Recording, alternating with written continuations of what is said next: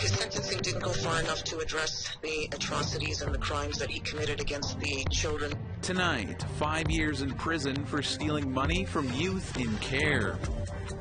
As a homicide investigation, we believe that Megan is with the grandparents. And they're supporting each other. Plus, the family of Megan Gallagher believes she is at rest with her ancestors. In this place, I want to tell you how very sorry I am, and to ask for forgiveness for the evil perpetrated by not a few Catholics. And Pope Francis ends his week-long apology tour in the Arctic.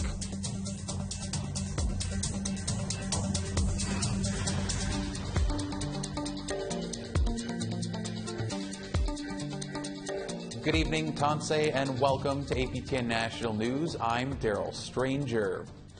Iqaluit has hosted many famous people. Nelson Mandela has greeted Inuit at the airport fence. Queen Elizabeth touched down to celebrate the birth of the territory. But on Friday afternoon, Pope Francis arrived to deliver an apology. He drew a crowd, and APTN News was in that crowd. Kent Driscoll reports from Iqaluit. Pope Francis may be the spiritual leader of 1.3 billion Catholics, but even that fact can't stop the basketball games at the Nakasuk School in Iqaluit. While the crowd waited for the pontiff, he was landing in Iqaluit, about to be greeted by a local political who's who and residential school survivors. The meetings with those survivors put the Pope about an hour behind schedule, but the crowd waited. One of the people on site to help those survivors is someone who could have been in the political lineup. Alyssa Pichu-Tiapik is former mayor of Iqaluit and a former cabinet minister of the territorial government. She was volunteering to help people having a difficult time with the Pope's appearance. It's because of residential school and the horrific history. And I think this is an international milestone where we're finally being acknowledged for that. And to me, why not come out and celebrate the survivors and the people who have survived, because it's intergenerational. Orange was the color of the day, from the dignitaries to the public who came to see the Pope. There were a few protesters who opted to stay silent and be seen. Bishop Anthony Krokti is Nunavut's highest-ranking church official. His hope for the day was the same as many in the crowd. All of us are looking for something, some hope, joy, and I guess the new things in life, because we are very often stuck within ourselves. Memory, and it could be anything. Memory was a strong part of the day. So was a celebration of Inuit culture. The Pope was greeted by music and performance that you can only find in Inuit Nunanga.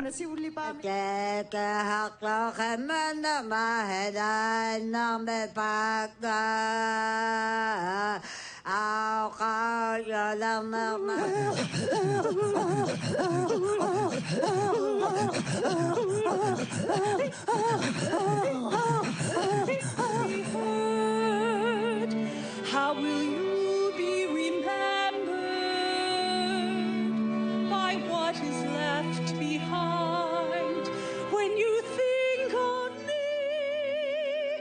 And then it was the Pope's turn to address the crowd. He thanked them for being there, speaking in Spanish. Here's his English interpreter with the translation. This only renewed in me the indignation and shame that I have felt for months. Today, too, in this place, I want to tell you how very sorry I am, and to ask for forgiveness for the evil perpetrated by not a few Catholics. It was a quick visit to the Nunavut capital, but one that brought out a crowd. Now, Nunavut residents have heard from the pontiff directly, and he has heard from them. A part of Nunavut joined Pope Francis for his trip back to Rome. And now we all get to see what a difference meeting the people you're apologizing to can make. Kent Driscoll, APTN National News, Iqaluit. On the way back to Rome from Iqaluit, Canadian press reporter Brittany Hobson had a very interesting conversation with Pope Francis. She joins us now to share what some of that conversation entailed. Brittany, thanks so much for joining us, and it's always good to see you and hear from you. Thanks, Daryl. Thanks for having me on. So what did Pope Francis say to you on the plane back to Rome? So on the plane, he gave his normal end press conference. He normally does this with all the journalists that are involved. So the Canadian journalists on the plane got to ask two questions. And so the question that I had asked is, did he consider what happened to Indigenous peoples during the residential school era genocide, and did the church take part in genocide? And so he was just very straightforward with his response to say that, yes, it was genocide. He did note that he didn't use that word. He said it was a technical term and he didn't think to use it, but that it was genocide and that what he was describing was genocide. And that's what we had heard too in his apologies, the things that he was describing, like cultural assimilation, the taking of languages, things like that, that it's, these are genocidal acts. He just did not use the word genocide. And I heard from a lot of survivors that they were really looking for him to use that word. And so he was totally upfront and said that, yes, what happened was genocide. So, Brittany, what's the reaction been like since he said those words? So it slowly started to trickle in. I've seen just on social media alone, lots of people, I don't want to say happy, but impressed maybe that he used that word and that he admitted that it was genocide. Some Indigenous leaders have come out and said that they appreciate him calling it essentially what it was or what it is. A lot of people, though, were kind of upset or disappointed that he didn't use that word during his apologies. They would have liked to have heard that word on Canadian soil instead of up in the air. I think the overall reaction is favorable, and there's now been a push for the federal government to recognize that it was genocide. Okay, so what are some of the implications maybe, of this word coming from the Pope himself? I'm not sure if there's any sort of legal implications per se, but there certainly is implications that now that the Pope has said it, one part of who was part of this residential school era and who was inflicting the pain on Indigenous peoples, that now the federal government needs to step up. NDP MP Leah Gazan, last year when the graves were uncovered in Kamloops, she had presented a motion to have it recognized as genocide, and that needed unanimous support, and it didn't go through the House of Commons. She's kind of re-upping that plea to her colleagues, her federal colleagues, that this needs to be recognized as genocide. So I think there's going to be this push now for the federal government to really recognize that and say those words. We heard from the TRC that it was cultural genocide. There was reasons for that at the time. It's shifted now, and really the federal government, at least from what I'm hearing, needs to step up and call it genocide. All right, Brittany, we'll have to leave it there, but certainly appreciate you taking a few minutes out of your day, and again, it's great to see you and hear from you. Miigwech, thanks for having me on. It was nice to see Brittany Hobson again. She now works for the Canadian Press and was speaking to us from Rome. Of course, Brittany used to work for us here at APTN National News. All right, we need to step aside for a short break. Stay with us. More news when we come back.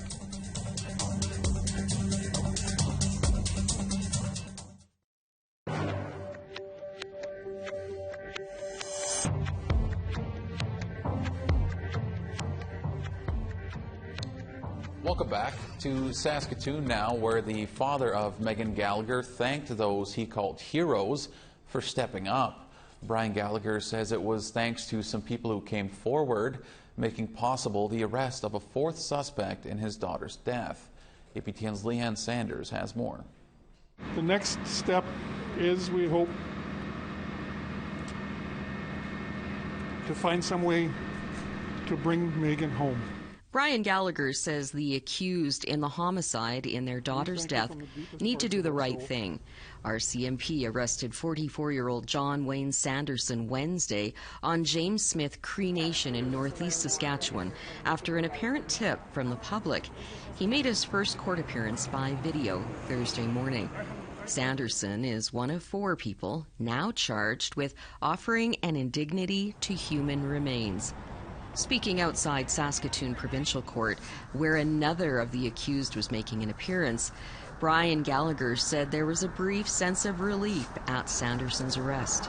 Thank you for breaking the silence. And I've talked about the silence forever and ever as long as this has been going on. And it is the big thing that is really doing the most damage to us and to a number of other families. It literally is killing us. Megan Gallagher went missing in the fall of 2020 in Saskatoon, and in January 2021, police declared the case was now a homicide investigation.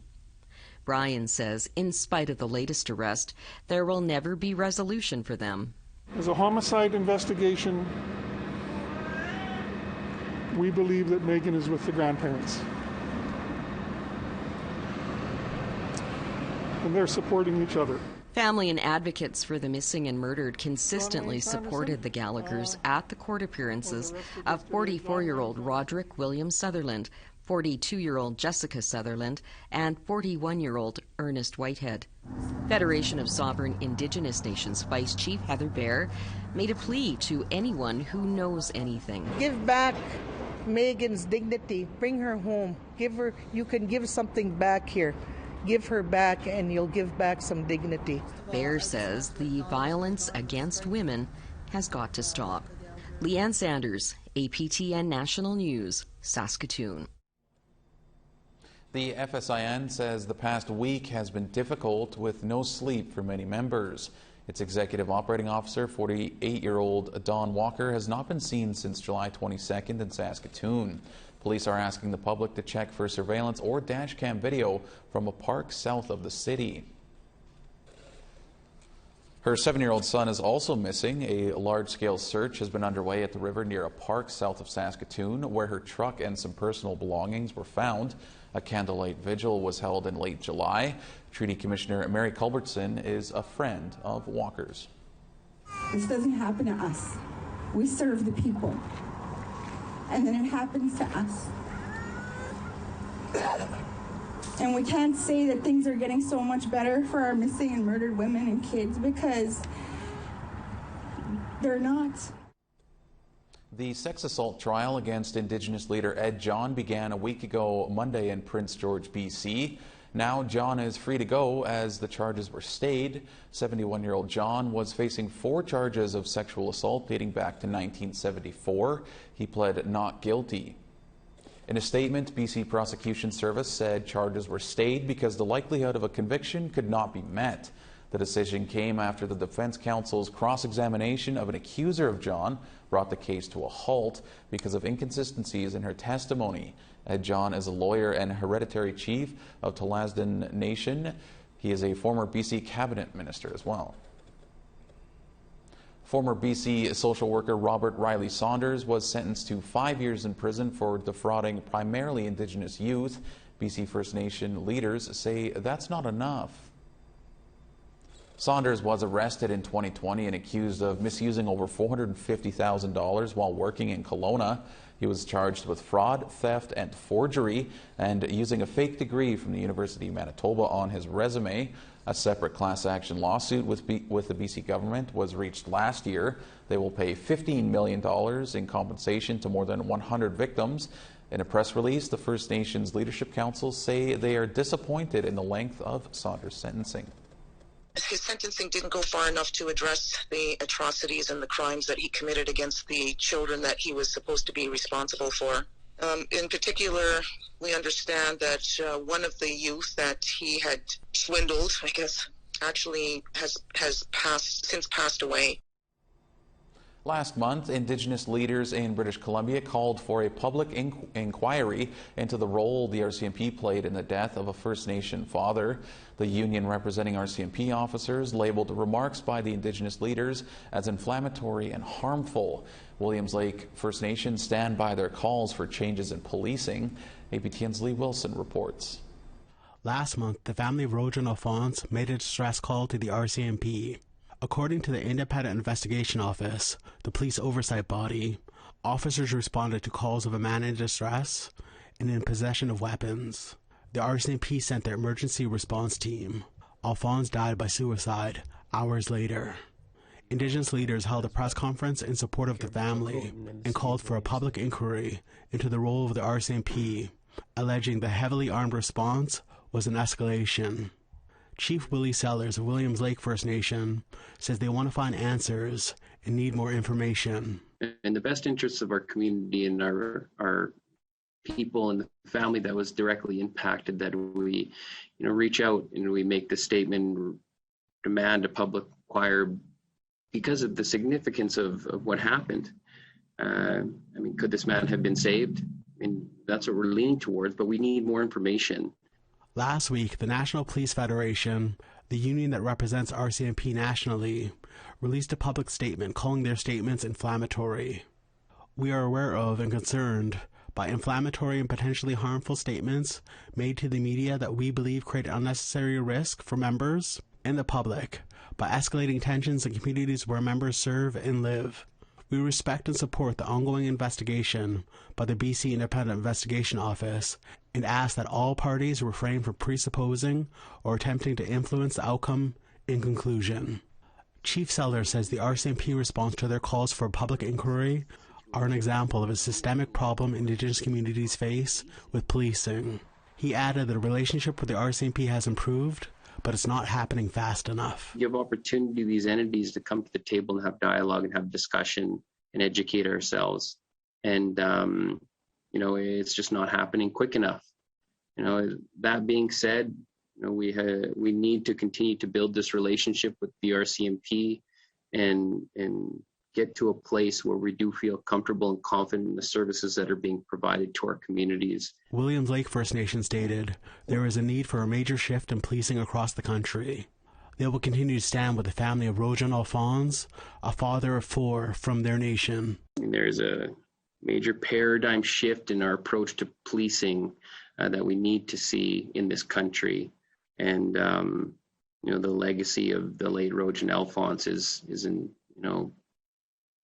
a way that we're going to do that. And if we could stand behind and support this family in their time of need and time of healing and finding the truth, we will do that. Lee Wilson, APTN National News, Kitimat. All right, it's time for one final break. Stay with us.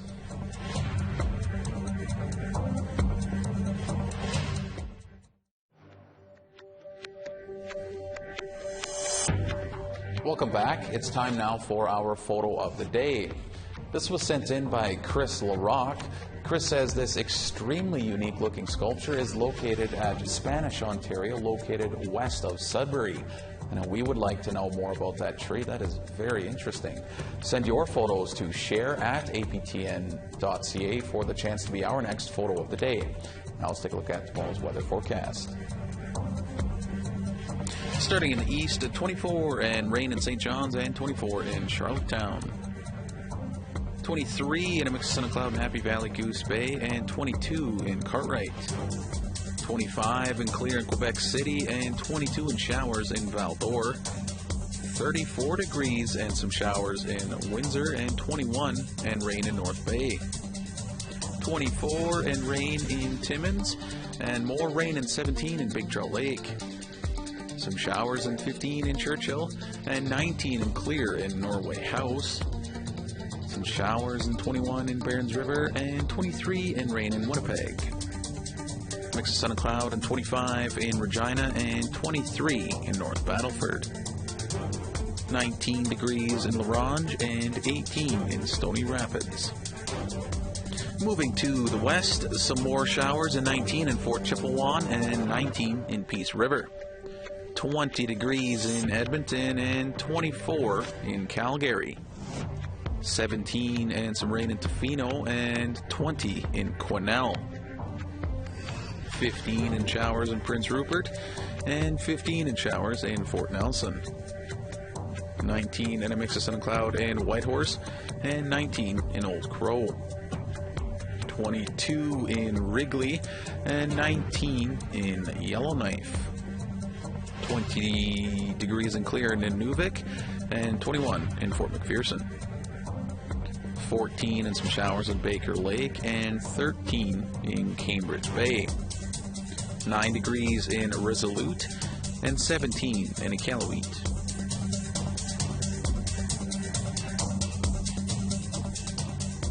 An Algonquin-led moose research project is currently underway. It came out of the efforts to protect the moose population in the traditional territory of the Barrier Lake First Nation in Quebec. But the intent is to include the opinions and knowledge of all Algonquin communities everywhere. Annette Francis caught up with the research group in an Ontario Algonquin First Nation. The other ones would say, like, stay away from shooting the cow for certain periods of years. Those are some ways of how... Shannon Chief has been a longtime protector of the moose population. It's amazing how much knowledge our people have. And when you combine everything that they have to share, what they observe of their territories, what are their struggles, we're all having the same struggle, the same concern for the moose and all that. We all want to do something to protect the moose population. 2 years ago, Chief stood on the front lines in her traditional territory of Barrier Lake in Quebec to prevent hunters from killing moose for sport and calling for a pause in sport hunting due to a decline in moose numbers.